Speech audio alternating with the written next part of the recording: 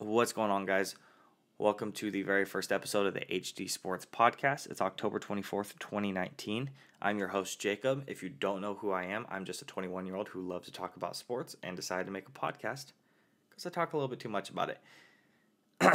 Today's going to be a shorter episode of what I want to do in the future of these podcasts. I'm probably expecting somewhere in between 45 minutes of the podcast. If it's not, you can grill me in the YouTube comment section if that's where you're listening to this. Just NFL today, no NBA. Those are the two leagues I'm going to be focusing on throughout my podcasting career. Pretty good lineup today for sports.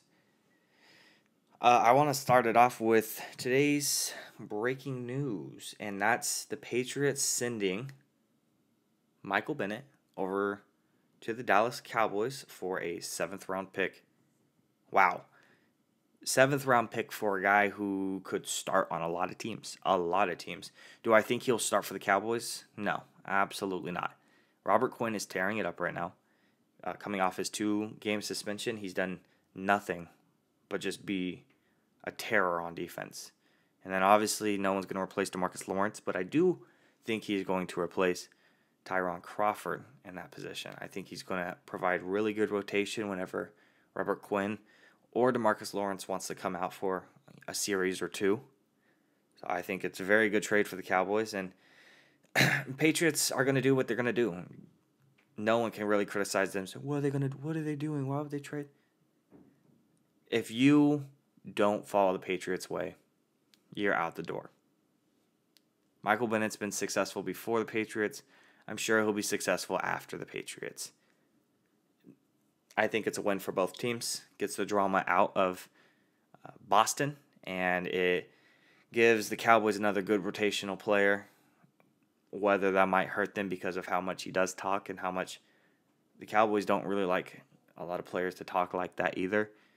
If you notice that there's never really a lot of news to come out of the Cowboys locker room or talking or anything like that. It's because Jason Garrett does a pretty good job at keeping all that under wraps and keeping it in-house. That's something that Jason Garrett does do a pretty good job at doing. Even if you don't like the guy, he has very good qualities about him, and that's one of them. That's just my personal opinion. All right, let's get into what I do have on the slate, what I do have on my bullet points. Here we go. So I have Week 8's most interesting matchups to me. I have 3 of them. Then we're going to follow it up by Josh Gordon and the potential landing places I'd like to see him at. Then following that is going to be Gardner, Minshew, and after that's going to be Tom Brady to close out the show. If you hear me say and kind of stop and stutter, I like to keep the podcast a little raw. I think it makes it a little bit more real. You don't get the TV-esque perfectness. Kind of makes it a little bit more human. I think that's how I want to keep my podcast. Every podcast has their unique thing, and I think this is what I want to have mine be. Just be it pretty raw. Not too many mistakes where I look stupid, but raw enough where it feels real. Alrighty, try to stop getting off of topic. Let's get into Week 8's most interesting matchups. I'm going to start it off with Giants versus Lions.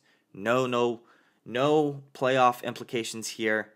Just a little bit of an interesting game because of the potential shootout, because both defenses suck, and Matthew Stafford thrives on that. He is a very good stat patter. Matthew Stafford, okay? Get it? He's the X factor on the Lions side of the ball. I think if he plays like how he should play, then I think they get the W. But I think the biggest X factor. Okay, I have my neighbors walking up and down stairs. Sorry if you heard all that. I have the noisiest upstairs neighbors. I'm kind of just airing it out on my podcast now. A bigger X factor to me is going to be Saquon Barkley on the Giants side of the football. I think he ultimately, if he plays better than Matthew Stafford, I think that Saquon is the biggest X factor. I don't know if that really makes sense to you guys. It does to me.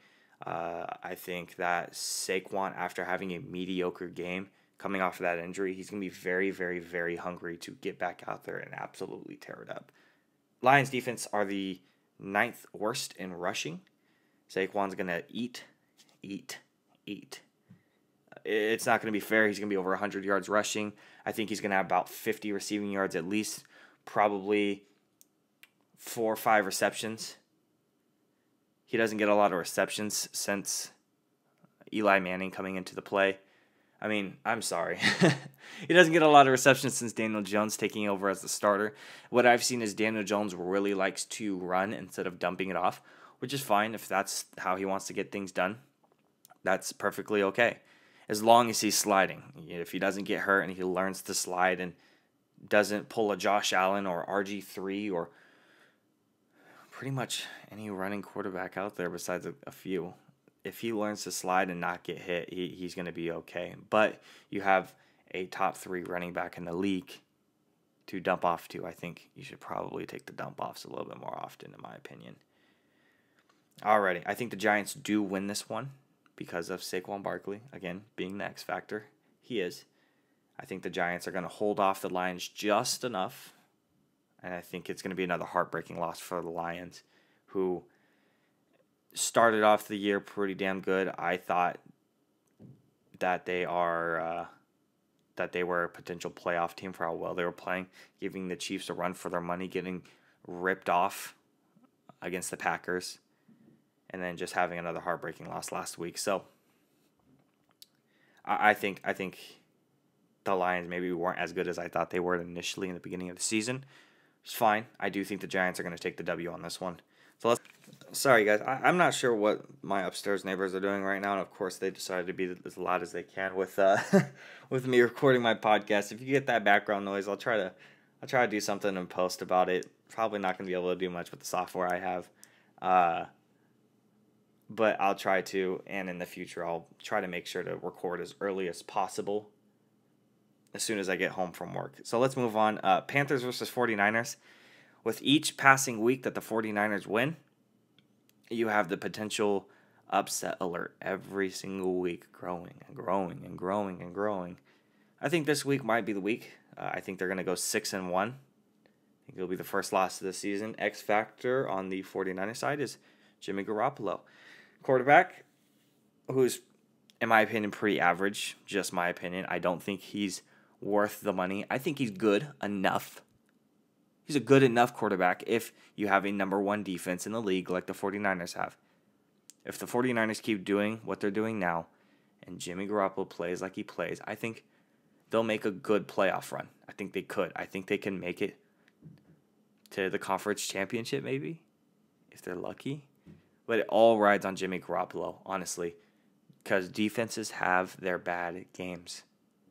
And if a quarterback can't be consistently good, the team probably doesn't have a very, very good chance at making a deep playoff run unless they're a legendary defense. And this 49ers team I don't see as a legendary defense. They're not the Ravens, they're not the Bears, they're not these legendary teams. They're not even the Seahawks, they're not the Legion of Boom. They're just a really good put together defense, and I respect them for it, but getting a little off topic, thought I might give you guys my 2 cents about Jimmy Garoppolo real quick. I think he struggles against the top 5 passing defense in the league because I don't think they're going to be able to run on that defense either. If they can't run, it's not going to open up the passing lanes a lot, and I don't think that their running backs are as good as receiving backs as other teams have. Matt Breita's okay. Tevin Coleman's okay. They're not great. Obviously, they're not a other side of the ball Christian McCaffrey type of guy who could be a wide receiver if he freaking wanted to.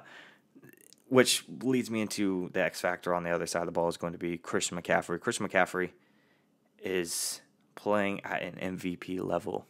If it wasn't for Russell Wilson, Christian McCaffrey would be number 1 in the race. Period. I don't think that there's any way that he's not taking the MVP trophy home if it wasn't for Russell Wilson. Obviously, there's a lot of season to play left, but so far, if the season ended today, my opinion, Christian McCaffrey wins the MVP. He's the X factor of the game because of what happened during the Bucs game. The Bucs took Christian McCaffrey out of the game as much as they could, as much as you can take Christian McCaffrey out of the game. Excuse me. As much as you can take Christian McCaffrey out of the game. And what that did basically is it opened up one-on-ones, man-to-man coverages for Kyle Allen. And Kyle Allen I think he's a good enough quarterback. He's in the same boat as Jimmy Garoppolo. But, he has the potentials and he has the flashes, he has the flashes of being a good quarterback to a really good quarterback. Somewhere above the average, somewhere even in the top 10. Sometimes he has the flashes, not saying on a weekly basis, I'm talking about an on-play basis. If he can show some of those flashes with so much being focused on Christian McCaffrey, I think that he's going to lead he's going to win the Panthers. He's going to lead the Panthers to a win. Sorry. And again, Christian McCaffrey, X factor, because of him being, if he can be taken out of the game, opens up the passing lanes for Kyle Allen, which we will get to a little bit later in the show with Josh Gordon. Just a little sneak peek for that one. All right, let's move on to the last game I think is the most interesting game of the week. If there's a big if, because of the reports coming out that Patrick Mahomes might play this Sunday, this whole thing, me saying it's the most interesting matchup, might go right out the window. Because when I wrote this, when I'm recording this, if Patrick Mahomes is supposed to not play the couple of weeks he's not supposed to play, it makes the Raiders versus the Texans very, very interesting, and I'll tell you why. Raiders, it's a must-win situation because if you win out your games while Patrick Mahomes is out, you have the chance to win the division. I don't think the Chiefs win. They're lucky to go 1-2. I think very lucky to go 1-2 with Patrick Mahomes out. If they lose all 3 games, you guys win out your games, you're looking at the potential to win the division. Here's your next 5 opponents. The Texans this Sunday, Lions, Chargers, Bengals, Jets. Very, very doable. Even if you're a Raiders hater, I'm not a Raiders fan by any means, but even if you're a Raiders hater, you have to admit they have very, very good chances to beat the Jets, the Bengals, the Chargers. You can make the case for the Lions, but I still think they take the W on that one. Also, must win for Houston. It's not just a one-sided must win. Must win for Houston, and it's for a very different reason. It's because of the rest of the schedule is very tough, very polar opposite from the Raiders. Jaguars, Ravens, Colts, Pats, and Titans 2 times. That's not in a row. That's just some of their tougher opponents on their schedule coming up. And you might be saying, why the Jags? Why the Titans? Divisional games are different. If you don't know that, you might be a little new to watching the NFL. I think the Redskins can beat the Cowboys on any given Sunday. I think the Dolphins can beat the Patriots on any given Sunday. I think the Broncos can beat the Chiefs on any given Sunday because it's a divisional game. That's pretty much the only reason why. I mean, outside of that, if they weren't in the division, I don't think the Titans could beat Houston. Honestly, I don't think the Jags could beat Houston, but because it's in the division, it's a different feeling. It's a different reaction. Everyone's fired up. Everyone doesn't like each other, and they just go at each other's throats. Great, great stuff. Must win for Houston. X factors on each side of the ball. Houston, it's pretty obvious. Deshaun Watson is going to be the X factor. He hasn't lost a game by more than 1 score. This is going to be a very, very, very close one. And if I'm wrong about that one, please let me know. I just saw that a couple days ago. Thought I might just throw that little fact out there. Very close game. He's the X factor for Texans. Pretty easy. X factor for Josh Jacobs. Just ruined it. X factor for the Raiders is Josh Jacobs. Josh Jacobs is 5th in the league when it comes to rushing yards per game. 5th. 92.5 Raiders fans, grow me in the comments if I am incorrect on that one. I think Josh Jacobs is one of the young premier running backs in this league, and I think he has the potential to be up there with the Zekes and the Saquons and the Camaras and the Christian McCaffreys, and I think he has that potential, but I don't think he gets the attention he gets because of where he plays. Even though Raiders are a big market because of the franchise, I don't think he still gets the attention because of the hate for the team. And I didn't even notice until doing a little bit more research for this podcast and noticed how good Josh Jacobs was actually playing. If they get him going, I think the Raiders take the W on this one. If they can't get him going, I think Deshaun Watson goes ahead and runs away with this game. Either way, if the Raiders win, it's going to be a close one. If the Texans win, I don't think it's going to be a close one at all. All right, you guys, I'm going to take a little break, and we're going to get right into Josh Gordon, Gardner Minshew, and then we're going to get into Tom Brady right after that.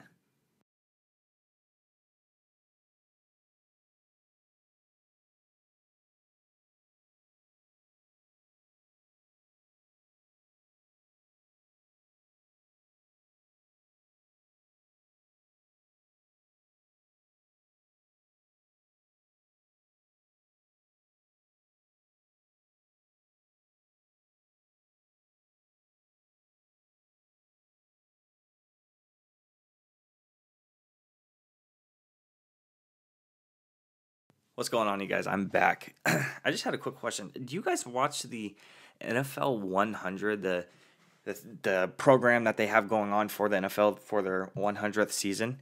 I think it's fantastic. They have their 100 characters, I think, is the one that just came out. They have their 100 teams. It's just basically a giant top 100. I've been watching it. So has my wife. She doesn't know a lot about football, but she's learning a lot about the history and the people and how they acted and their characters and the good teams. And it's pretty good for someone who is maybe a younger fan or a new fan and wants to learn a lot very quickly. I think it's a really good thing. Seriously. Alrighty, let's move into Josh Gordon and the potential landing places I'd like to see him in. I have a what is it called? An honorable mention. I have an honorable mention. I have then 3 after that. So let's get into the honorable mention first. The Arizona Cardinals, and the reason why they're an honorable mention, not on the list technically, is because I don't know how much they really believe in Christian Kirk as a number 1 receiver. I think they do believe in him big time. That's why I'm not sure if they would want Josh Gordon, truthfully.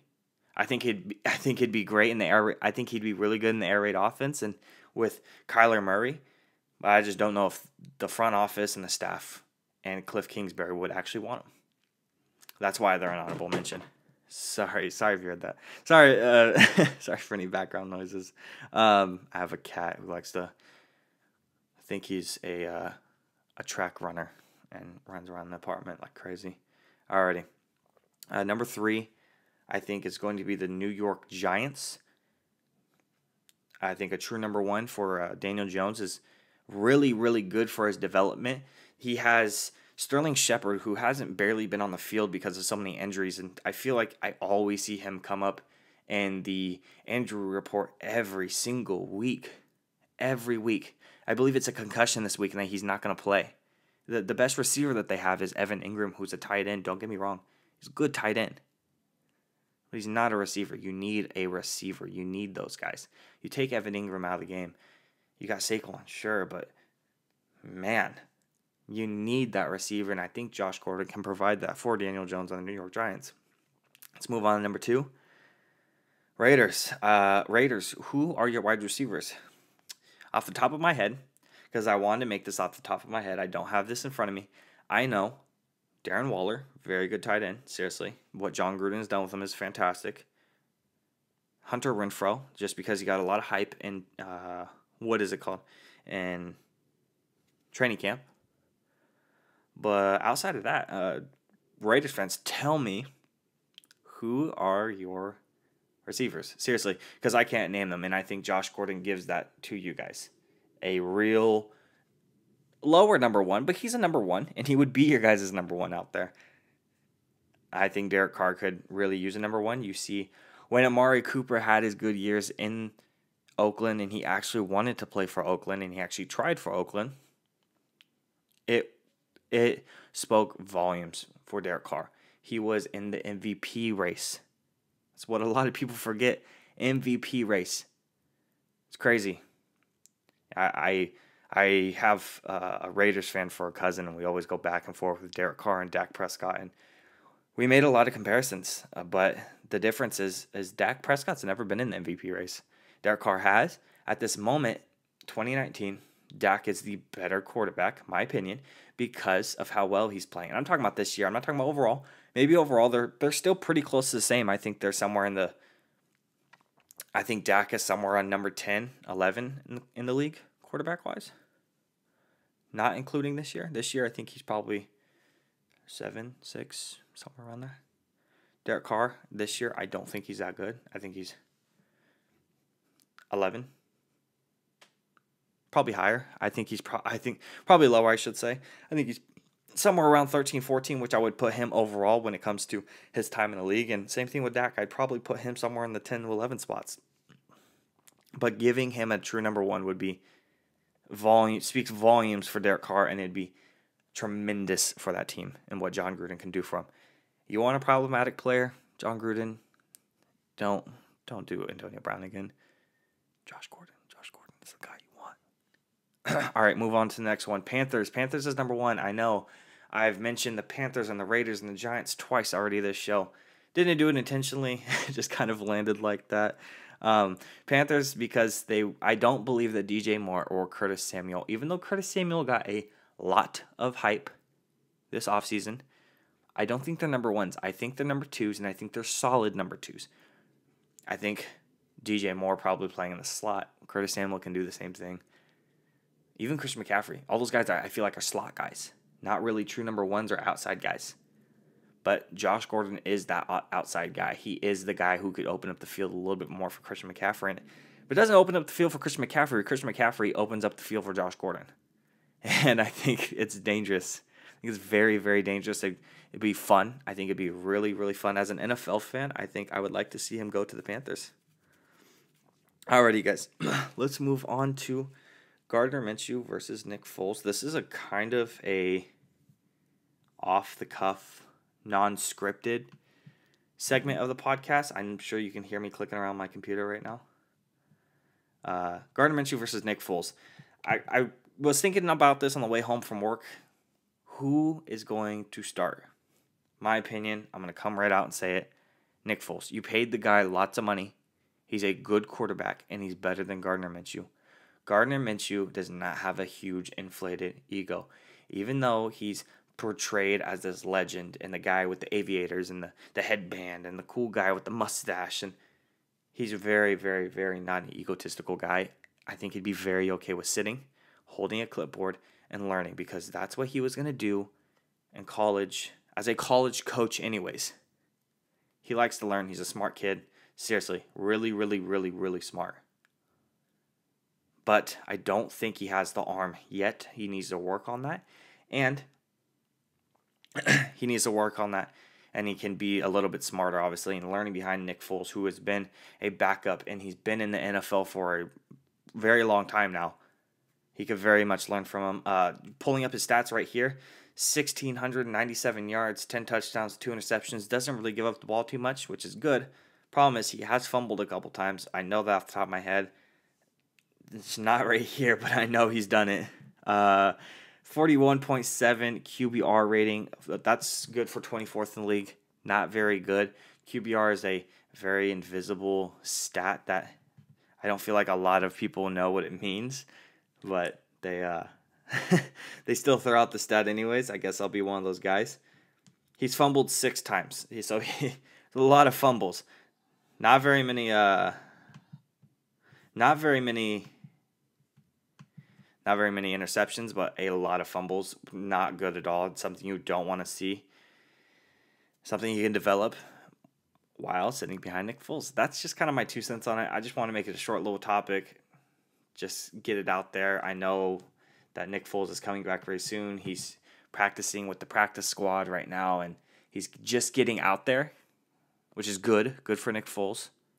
but he doesn't need to be rushed. Gardner Minshew is, again, good enough. And the Jaguars' season isn't in the toilet quite yet. If they can pull out the win this week, Nick Foles comes back the week after that or the week after that, I think it's solid. I think the Jags still have a good chance to make a playoff push. Not a run, but a push. They can try to get in. Not sure if they will, but there's still that chance. Alrighty, so let's move on to the final topic of today, and we're going to talk about... Okay, well, you can hear the plumbing in my apartment now. This has been an entertaining episode when it comes to two things: sports and neighbors. Now you learn why, if you have the choice, house, apartment, go live in a house. Seriously, don't get annoying neighbors who decide to be as loud as they can at recording times.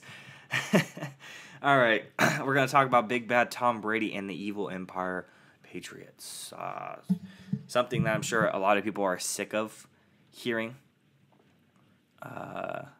is just about the Patriots in general. They're all over ESPN. They're all over every single podcast and YouTube video. But I'm going to sit here and talk about it because something newsworthy came out.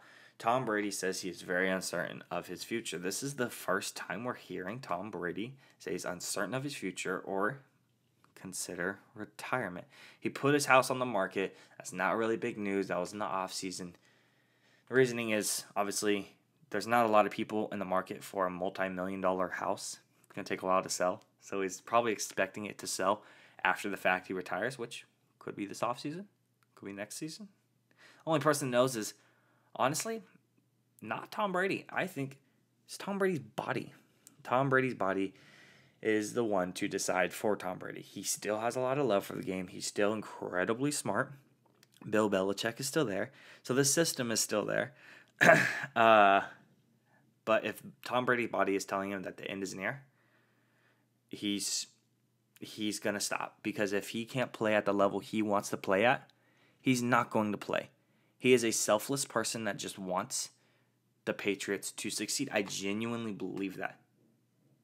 And you can see that because consistently he's the best quarterback every single year, but he doesn't get paid like the best quarterback every single year because he gets paid a lot. Don't get me wrong. He gets paid in the top 10, top 5.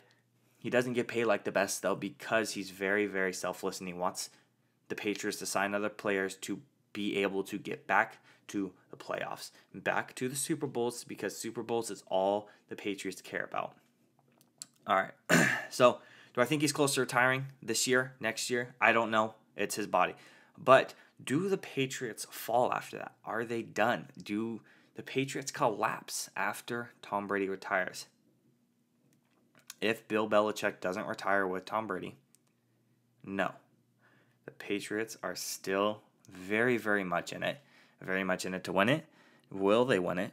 No, I don't think they'll win any more Super Bowls without Tom Brady. Do I think that Bill Belichick makes Tom Brady or Tom Brady makes Bill Belichick? No. They make each other. At the same time, they don't make one or the other. One's not the greatest coach because of the greatest quarterback. You know, they're so good because they work together. If Tom Brady didn't play for Bill Belichick, he wouldn't be as good. And Bill Belichick wouldn't be as good without Tom Brady. Because if they got a quarterback that's just as good as Tom Brady, but different attitude, didn't want to win as much, wanted to get paid more money, they wouldn't have been able to sign multiple players and wouldn't be able to make these moves. It just would not work at all. Seriously. They complete each other. It was a match made in heaven or hell, depending on who you ask. Sorry, every single other fan besides Patriots fan out there in the world. It just worked. Absolutely. I'd say it did a little bit more than worked. They just wanted to win. I think Tom Brady is definitely pretty close. Win, not sure. But only time will tell. Alrighty, you guys. So that's the end of the podcast. Again, I just want to apologize for any uhs and ums and clickings and the neighbors. I'm going to try to polish a lot of this up in the future. This is my first episode. I plan on doing this throughout the NFL season, the NBA season, and there's not really an off season.